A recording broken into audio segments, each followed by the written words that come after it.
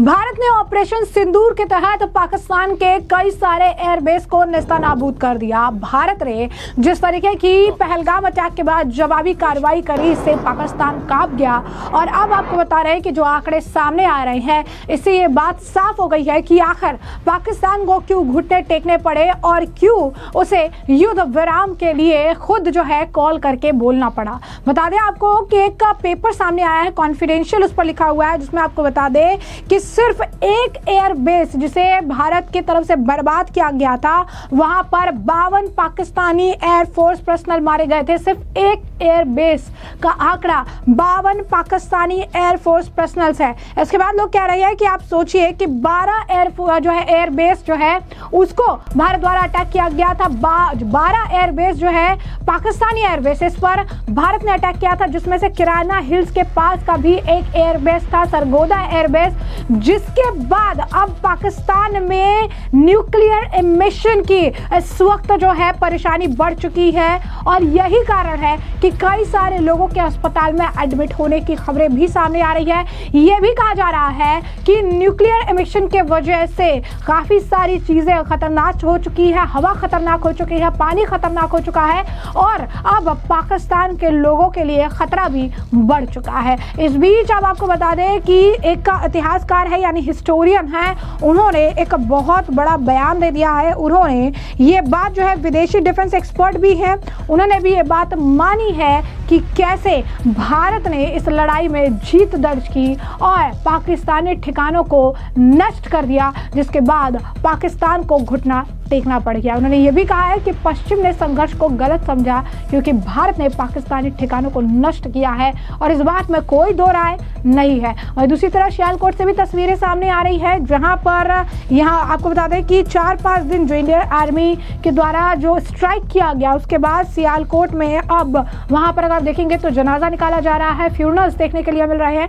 एक तरफ पाकिस्तान जो ये कह रहा था कि कोई हताहत नहीं हुआ, कोई परेशानी नहीं हुई, कोई दिक्कत नहीं हुई है, कुछ भी नुकसान नहीं हुआ है, लेकिन अब नुकसान की तस्वीरें, नुकसान के जो वीडियोज है वो सोशल मीडिया पर बड़ी तेजी से वायरल हो रहे हैं, सुर्खियां बिटोरते नजर आ रही हैं। तो ऐसे में आपको बता दें कि पाकिस्तान में अब रेडिएशन का भी बहुत बड़ा मामला देखने के लिए मिल रहा है। कभी अमेरिका से मदद ले रहे हैं, कभी कहीं और से मदद ले रहे हैं। तो साफ तौर पर ये अब पाकिस्तान के लिए बहुत ही क्रूशियल टाइम है। तो पिछले हफ्ते जब भारत ने पाकिस्तान सीमा में घुसकर कई सटीक मिसाइल हमले किए तो पूरी दुनिया ने इस पर ध्यान दिया। भारत ने जिस तरीके से चीन के HQ-9 के परकच्चे उड़ाए, तो आपको बता दें कि तुर्की के भी जो भी आप कह सकते हैं कि मदद तुर्की ने की थी, उनके भी इन्होंने मुंह तोड़ जवाब जो है दिया है। तो आप साफ तौर पर समझ सकते हैं कि किस तरीके से तुर्की ने 10K यूनिट ऑफ बाइकर्स, यहाँ 3 लॉटरिंग जो है आपको बता दें कि मुनिशंस जो है पाकिस्तान को भेजे थे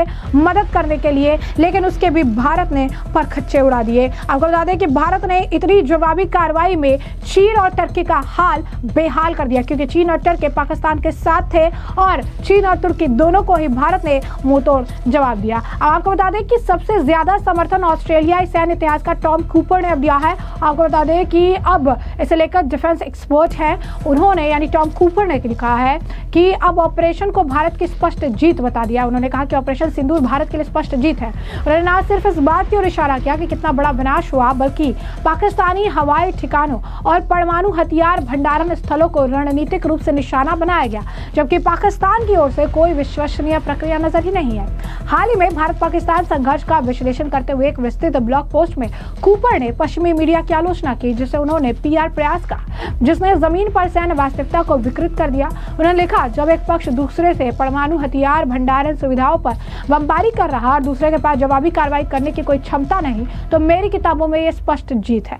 कूपर ने कहा कि पाकिस्तान के पास भारत की मारक क्षमता का मुकाबला करने में सक्षम लंबी दूरी की मिसाइलों का अभाव। उन्होंने भारत की ब्रह्मोस और स्कैल्प EJ मिसाइलों का जिक्र करते हुए कहा कि पाकिस्तान के शस्त्रागार में इनका कोई मुकाबला नहीं है। उन्होंने कहा कि पाकिस्तान की मिसाइल क्षमताएं परिचालन निरोध में तब्दील हो गई है। कूपर के अनुसार अनुसार भारत के हमलों ने नूर खान और सरगोदा सहित महत्वपूर्ण पाकिस्तानी हवाई ठिकानों को बुरी तरह से क्षतिग्रस्त कर दिया। उन्होंने कहा कि पाकिस्तान के सैन्य संचालन महानिदेशक ने युद्ध विराम शुरू करने के लिए अपने भारतीय समकक्ष के संपर्क किया, एक ऐसा कदम जो उन्होंने कहा युद्ध प्रभावशीलता से असंतुलन को रेखांकित करता है। मध्य पूर्व, अफ्रीका और दक्षिण एशिया जैसे संघर्ष क्षेत्रों में हवाई युद्ध पर विपुल लेखक कपूर, आपको बता दें कि कूपर ने सैन्य विशेषज्ञों और नीति निर्माताओं के बीच एक प्रभावशाली व्यक्ति बने हुए हैं। उनकी यह टिप्पणी भारत और पाकिस्तान के बीच सैन्य अभियान रोकने पर सहमति को 2 दिन बाद आई है। दोनों परमाणु संपन्न पड़ोसियों के बीच बढ़ते तनाव के बीच पाकिस्तान के डीजीएमओ द्वारा अपने भारतीय समकक्ष फोन किए जाने के बाद यह सहमति बनी। भारतीय सशस्त्र बलों ने इससे पहले हवाई हमलों के दृश्य साक्ष्य जारी किए थे, जिनमें पाकिस्तान के कब्जे वाले कश्मीर में आतंकवादी शिविर तथा पाकिस्तानी सैन्य बुनियादी ढांचे में हुए व्यापक नुकसान को दिखाया गया था। तो आप समझ सकते हैं कि कितना ज्यादा ये अहम रहा, कितना ज्यादा अगर आप कहेंगे कि चीज़ें देखने के लिए मिली है।